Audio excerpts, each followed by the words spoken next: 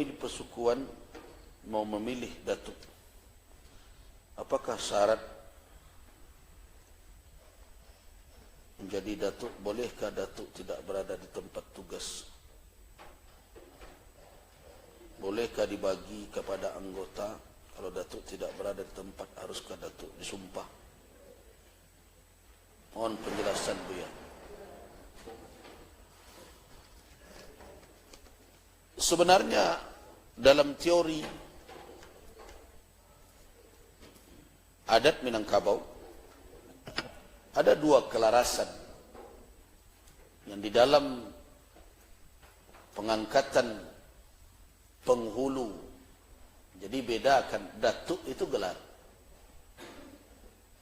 jabatannya bisa jadi berbeda-beda. Ada datuk yang jadi penghulu, ada datuk yang jadi manti. Nah, ada orang yang bergelar datuk tapi tidak menjabat jabatan sesuatu di dalam suku.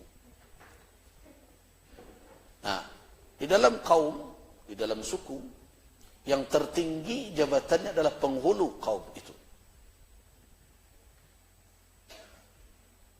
Penghulu, dan penghulu di satu negari kalau memakai kelarasan Koto Piliang mempunyai tingkatan-tingkatannya, mulai dari penghulu rajo, penghulu pucuk, dan terus penghulu jurai dan sebagainya. Nah, tentu akan berbeda sistem pengangkatannya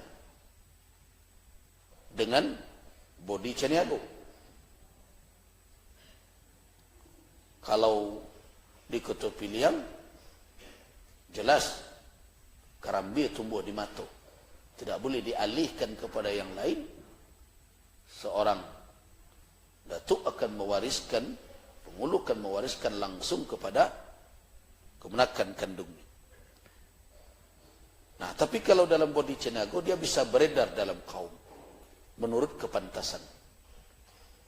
Nah, kalau di Koto Piliang, kalau memang harus kepada seseorang, walaupun dia masih ketek, tetap dia yang disandangkan jabatan itu, maka untuk menjalankan tugasnya dicarikan penungke yang akan membantu tugasnya itu.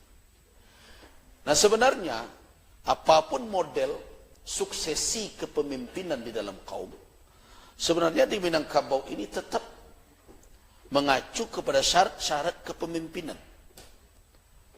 Seorang datuk yang diberikan gelar datuk, apakah dia menjabat penghulu atau tidak? Pemimpin di Minangkabau harus memakai sifat Nabi SAW. Dia harus seorang yang amanah, siddiq, fatana, tabligh. Dan dia harus memiliki kemampuan untuk mengelola anak kemenakan. Nah, sebagian orang hari ini mengangkat datuk sebagai penghulu, tapi ia tidak tinggal bersama anak kemenakan. Sesudah gala dilewakan, ini lapai kerantau. Nah, biasanya ditinggalkannya penungkek di kampung. Tapi ba'a aja lah.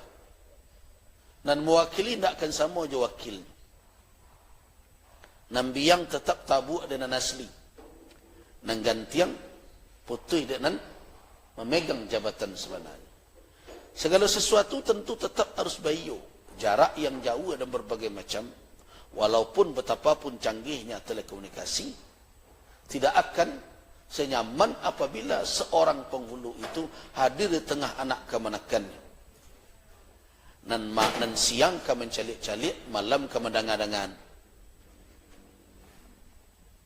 Nah, siang ka mencalik-calian, malam ka mendangan-dangan.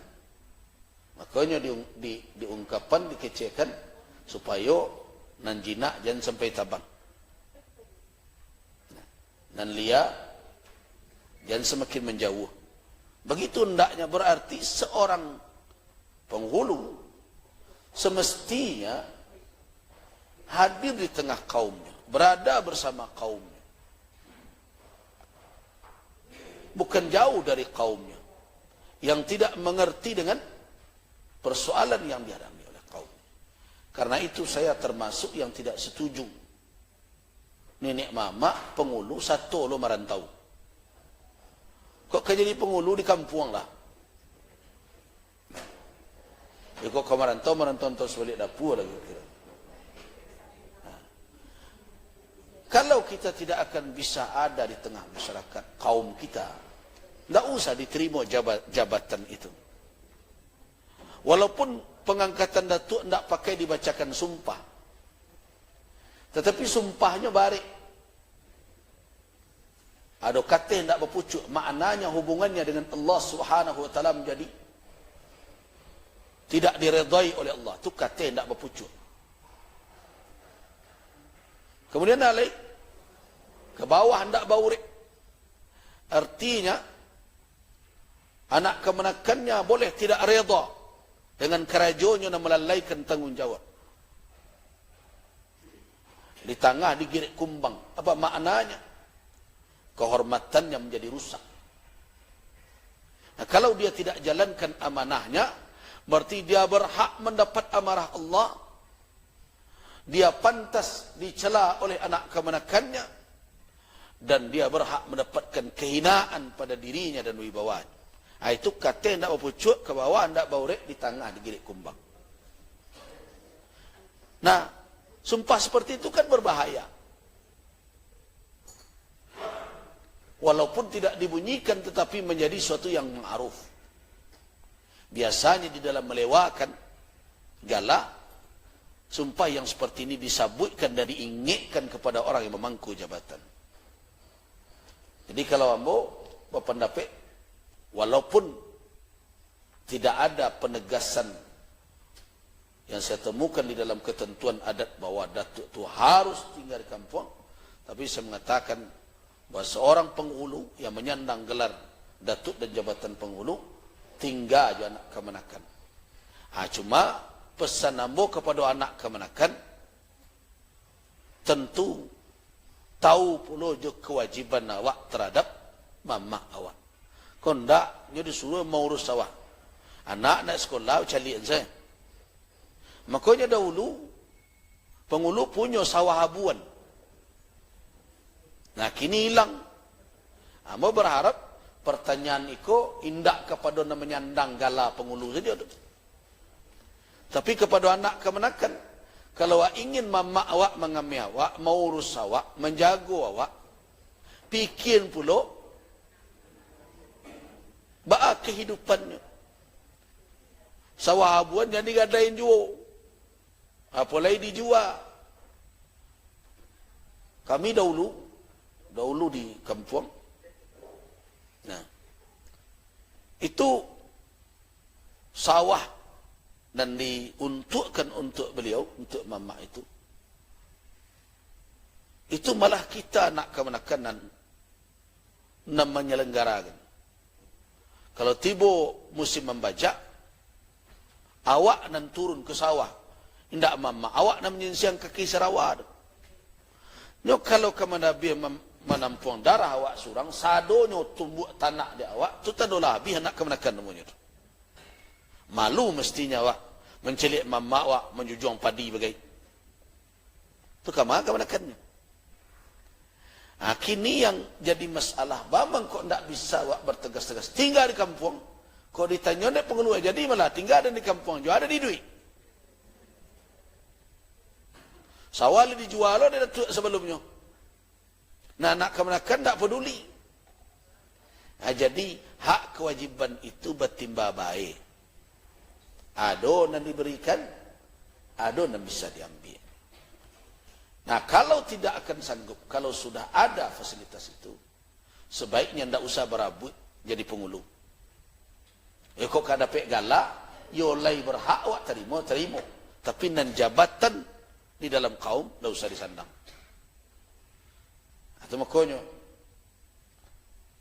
kalau mau ceriton gala mo adalah datuk paling mau bahasa. Amo tidak pengulu dalam kaum. Walaupun mungkin kau membokok kebas pakai menyandang tak kamu terima. Malah gala nanambo bau bukan gala dari kaum, bukan dari suku Melayu, tapi gala dari suku Sepanjang, gala Bako.